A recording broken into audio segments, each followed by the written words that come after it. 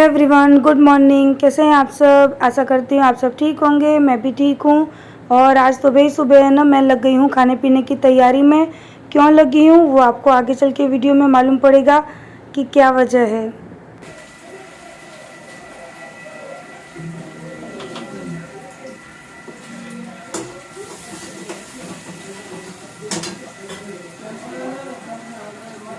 तो आज है लास्ट दिन और मैं बना रही हूँ सुबह का खाना और मम्मी धो रही है वहाँ पे कपड़े और पानी वगैरह सब भर दिया।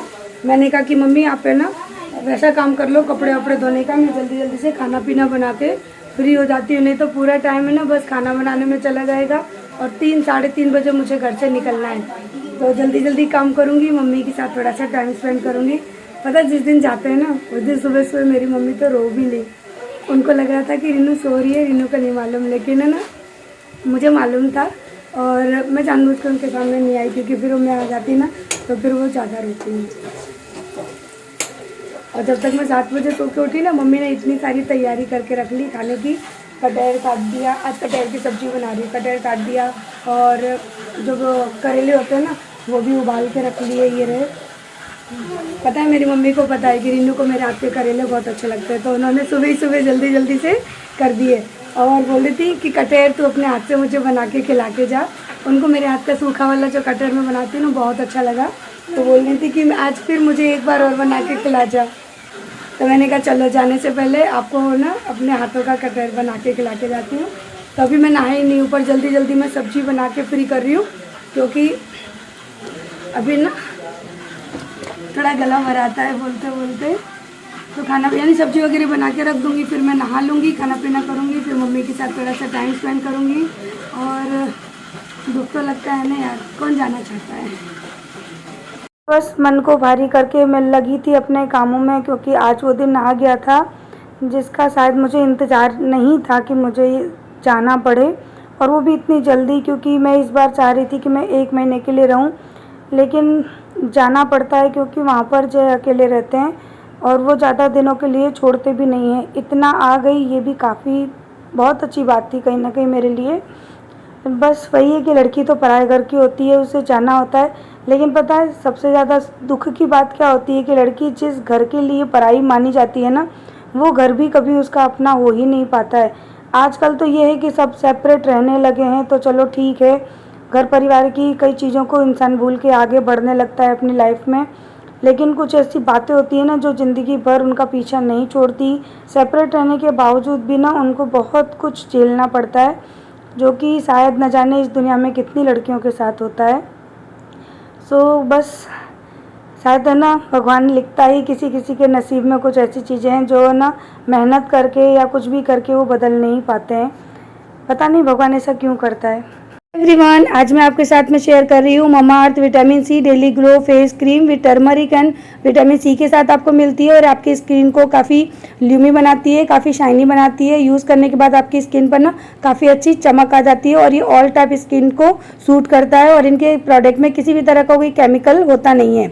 और इसी के साथ साथ मैं ना यूज़ कर रही हूँ यहाँ पर Mamaearth vitamin C daily glow under eye cream with vitamin C and turmeric के साथ ही आपको मिलता है और ये आपके डार्क सर्कल को बहुत हद तक फेड करने में हेल्प करता है। और अगर बेहतर रिजल्ट पाना चाहते हैं तो आप इसे दिन में 2 बार अपनी रिंग फिंगर से लगाइए और हल्के हल्के हाथों से मसाज करिए, तो आपको इसका बेहतर रिजल्ट मिलेगा। 2 से 4 हफ्तों में आपको इसका रिजल्ट दिखने भी लगेगा और 96% तक ये आपके ना डार्क सर्कल को रिमूव करने में हेल्प भी करेगा। तो आज मैंने इन दोनों क्रीमों का रिव्यू आपके साथ में शेयर किया है। Mamaearth daily glow face cream with हल्दी एंड टर्मरिक के साथ आपको मिलती है और दूसरी है ये डार्क सर्कल की क्रीम।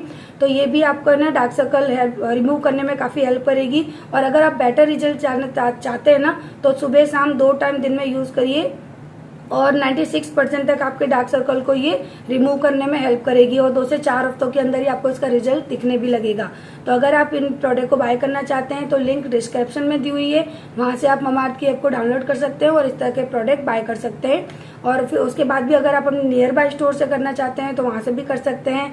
ऑनलाइन लेना चाहते हैं, ममाअर्थ की ऑफिशियल वेबसाइट से लेना चाहते हैं तो आप हर जगह से इस प्रोडक्ट को बाय कर सकते हैं। अमेजॉन, फ्लिपकार्ट, नायका, पर्पल पे भी ये इजीली मिल जाते हैं। और अगर आप इन प्रोडक्ट को बाय करते हैं ना तो ममाअर्थ आपके ऑर्डर को लिंक करता है एक वेबसाइट से टू अ ट्री दैट द प्लान, और इनका एम है 2025 तक 1 बिलियन ट्रीज को प्लान करने का। तो ये इनकी एक बहुत अच्छी पहल है। और ममाअर्थ ये एक इंडियन ब्रांड है और एक ये प्लास्टिक पॉजिटिव ब्रांड है। तो ये जितनी प्लास्टिक अपने प्रोडक्ट में यूज़ करते हैं उससे कहीं ज़्यादा प्लास्टिक को ये रिसाइकल भी करते हैं। ये महीने में 1000 किलोग्राम से भी ज़्यादा प्लास्टिक को रिसाइकल करते हैं, जो कि हमारे एनवायरनमेंट के लिए बहुत ही ज़्यादा हेल्पफुल है। और अगर आप मेरा कूपन कोड यूज़ करेंगे जो यहाँ स्क्रीन पर दिया हुआ है तो आपको 20% का डिस्काउंट भी मिल सकता है। और इसी के साथ साथ जो भी अर्ली एक्सेस निकालते रहते हैं उसका भी आप है ना फ़ायदा उठा सकते हैं। तो मुझे ये दोनों क्रीमें बहुत अच्छी लगी है क्योंकि मेरे डार्क सर्कल है ना, तो इसी वजह से मैंने इस क्रीम को ऑर्डर किया है। मुझे तो ये काफ़ी अच्छी लगी है। सो आप भी चाहिए ममाअर्थ की ऐप को डाउनलोड करिए और इस तरह की क्रीमों का लाभ उठाइए। तो कटहल का जो मसाला है ना वो अच्छी तरह से भुन गया है। और यहाँ पर पता है मैं इतनी छोटी चम्मच से ही काम कर लेती हूँ और मुझे ना अच्छा भी लगता है करना। और कहते हैं ना पुरानी यादें वो तो जुड़ी हैं इन बर्तनों से, इस घर की एक एक चीज़ से। तो यहाँ पर मुझे आके ऐसा लगता ही नहीं है कि कुछ नया है, सब कुछ अपना सा ही लगता है, चाहे मैं कितने साल बाद भी क्यों ना आई हूँ। तो जो कटहल उबाल के रखा था ना वो मैंने मसाले में डाल दिया। नमक डाल दूँगी, थोड़ा सा पानी डालूँगी ताकि जो भी हार्डपन रह गया है ना वो भी एकदम से रिलीज़ हो जाए। और बस उसके बाद यहाँ पे ये सब्ज़ी बन जाएगी। फिर मैं बनाऊँगी करेले की सब्ज़ी, क्योंकि करेले की सब्ज़ी की प्रिपरेशन में काफ़ी टाइम लगता है। पहले करेले को उबालना पड़ता है, निचोड़ना पड़ता है, थोड़ी देर सुखाना पड़ता है, फिर उसका मसाला प्रिपेयर करना पड़ता है। तो काफ़ी लंबी प्रोसेसिंग हो जाती है। लेकिन मेरी मम्मी का दोनों का ना करेले की सब्ज़ी फेवरेट है। सो यहाँ पर देखिए कटहल की सब्ज़ी तो बन के हो चुकी बिल्कुल रेडी। तो ये ना देख कर ही मन कर रहा है कि इसको खा लें। और वाकई बहुत ज़्यादा टेस्टी बनी थी। मम्मी बता रही थी, बोले मैंने तो शाम तक खाई थी ये सब्ज़ी। तो इसको मैंने कर दिया ट्रांसफ़र, क्योंकि मुझे साथ ही साथ दूसरी सब्ज़ी में भी तड़का लगाना है, छौंक लगाना है। और तैयारी करने में मैं सुबह 7 साढ़े 7 बजे से शायद काम में लगी थी और 8-9 बज गए थे मुझे सब्जियां वगैरह सब रेडी करने में। बाकी के छोटे मोटे और भी किचन के काम थे, किचन की क्लीनिंग, बर्तन मांजना, सब में काफ़ी टाइम चला गया था। लेकिन मैं जल्दी इसीलिए कर रही थी ना कि बस थोड़ी देर और मम्मी के साथ बैठ लूँ। और यहाँ का मौसम भी ना काफ़ी ठंडा हो चुका है क्योंकि बारिश वाला मौसम हो रहा है। तो काफ़ी ठंडा मौसम हो गया था, अच्छी हवा चल रही थी। तो कपड़े भी नहीं सूख रहे थे और मुझे जल्दी सारे कपड़े जो धोए थे ना सुबह वो सुखाने थे। अपने कपड़े तो मैंने धो दिए थे, लेकिन बच्चों के कपड़े है ना वो नहीं हो पाए थे। मेरा जो नाइट ड्रेस है वो भी धोना था। तो जब मौसम ठंडा होता है ना तो कपड़े नहीं सूखते हैं। तो यहाँ पर है ना अभी करेले उबल के ठंडे हो चुके हैं, तो इनको ना मैं चेक कर रही हूँ और इनका पानी जो है ना वो निचोड़ रही हूँ।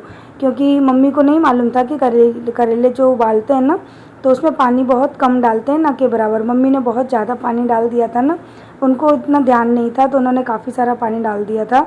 तो करेले बहुत ज़्यादा सॉफ्ट हो गए थे।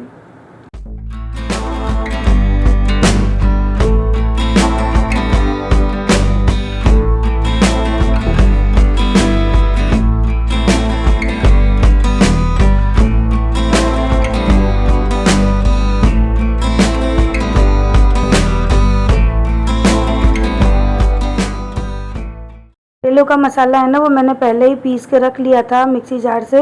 और अब इनको मैं अच्छी तरह से फिल कर दूंगी, थोड़ा टाइट हाथों से भरूंगी और उसके बाद इनको मैं कढ़ाई में अच्छी देर तक भूनूंगी। तो करेले की सब्ज़ी बनने में ना काफ़ी टाइम चला जाता है क्योंकि इनको बिल्कुल स्लो फ्लेम पे धीमी आंच में काफ़ी देर तक पकाना होता है। अगर ये थोड़े कम पकते हैं ना तो फिर इनका जो कड़वापन है ना वो कहीं ना कहीं रह जाता है। तो ये सब्ज़ी को बहुत ज़्यादा टाइम लगता है पकने में। तो मैंने करेले छौंक दिए थे, उसके बाद घर का बाकी का काम जल्दी कर लिया था। बीच में करेले भी देखती जा रही थी। तो इस तरह से मैंने आज अपने सारे घर के काम को मैनेज किया और रोते किया। सही बताऊँ तो आज तो घर के सारे काम कहीं ना कहीं रोते किए। काम करते करते रोना आ जाता था, फिर मैं ना अपना ध्यान भटका के फिर काम करने लगती थी। और यहाँ पर है ना अभी मम्मी मेरी नहा कर आ चुकी हैं और उसके बाद मैं यहाँ सब्ज़ी बना रही हूँ और मम्मी करेंगी पूजा। उसके बाद बस जाने की तैयारी होगी, जो कि आपको मिलेगा नेक्स्ट व्लॉग में। और कोई मुझे कह रहा था कि दी आप अपने मम्मी के घर का होम टूर दीजिए। तो यस डियर, मैं होम टूर की वीडियो लेकर आने वाली हूँ 1-2 दिन में। तो आप लोगों को दिखाऊंगी कि मम्मी का पूरा घर जो है ना वो कितना बड़ा है और मम्मी इतने दो कमरों में क्यों रहती हैं। तो उसका रीज़न भी कुछ और है, क्योंकि आप लोगों को शायद ये पता ही होगा कि मम्मी इतने बुज़ुर्ग हैं तो वो कैसे इतने बड़े घर को मैनेज करेंगी। तो एक रीज़न ये भी है कि मम्मी ने पूरे घर को रेंट पे उठा रखा है, तो इससे एक उनकी इनकम का स्रोत भी हो जाता है और दूसरा ये है कि उनको घर में अकेलापन फ़ील नहीं होता, और तीसरा ये है कि इतना काम वो नहीं कर सकते कि पूरे घर को क्लीन करें, सफाई करें, वो नहीं हो सकता। तो इसी वजह से मम्मी ने पूरे घर को रेंट पे दे रखा है। लेकिन मैं आप लोगों के लिए फिर भी जितना हो सकेगा उतना होम टूर लेके आऊँगी, क्योंकि देखो नीचे किराएदार रह रहे हैं ना, तो थोड़ा सा वीडियो उनके घर की शूट करना मुझे ठीक नहीं लगता, कि भाई देखो उनकी प्राइवेसी होती है और किसी की प्राइवेसी इस तरह से हम रिलीज़ नहीं कर सकते। तो अगर वो एग्री करेंगे तो फिर मैं आप लोगों के साथ में उनकी वीडियो शेयर करूँगी, और अगर मना करेंगे तो देखती हूँ। जितना हो सकेगा मैं उन लोगों को तो नहीं दिखाऊंगी, हाँ अपने घर को दिखाने की मैं कोशिश ज़रूर करूँगी।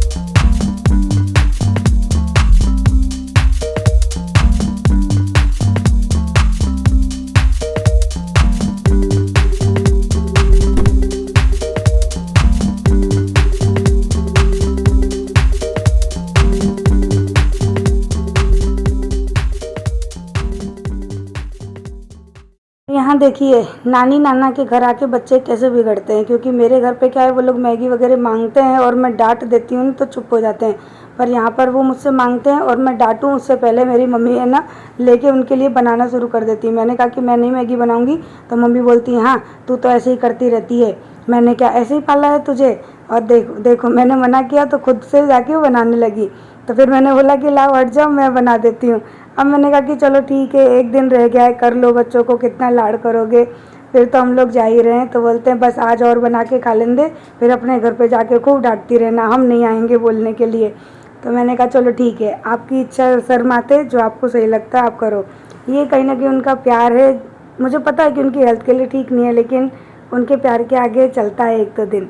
तो यहाँ करेले छौंक दिए, करेले भी आधे से ज़्यादा बन चुके, कटहल की सब्ज़ी भी बन चुकी है, और इसको मैं अच्छी तरह से भी ढक दूँगी। और साथ में इनमें तो अभी काफ़ी टाइम लगने वाला है, कम से कम आधा पौना घंटा लगेगा, लेकिन इनको मुझे इस तरह से अलट पलट करते रहना पड़ेगा, नहीं तो फिर ये एक साइड से जल जाएंगे। और मैं अभी आपको दिखा रही थी मेरे नीचे वाला घर, और ये मेरा घर बाहर से देखने में कैसा लगता है, काफ़ी सुंदर घर है। और कोई मुझे कह रहा था दी अपने मम्मी के घर को पेंट करवा दीजिए, तो डियर अभी दिवाली पे ही पूरे घर की पेंटिंग वगैरह हुई है, तो यहाँ पर अभी ज़रूरत महसूस नहीं है इस चीज़ की। और मुझे इन्हें ये सारे काम कराने की कोई ज़रूरत नहीं है, मेरे पापा कभी अलाउड भी नहीं करेंगे। हेलो आदू, आदू भूखी लगी है, भूखी लगी है। थोड़ी देर के लिए मैं भाभी से मिलने आ रही थी क्योंकि हम जाने वाले थे। तो चलिए इस वीडियो को यहीं पे एंड करते हैं। आशा करती हूँ वीडियो अच्छी लगी होगी, अच्छी लगी हो तो प्लीज़ लाइक करिएगा। कल मिलेंगे नेक्स्ट व्लॉग में।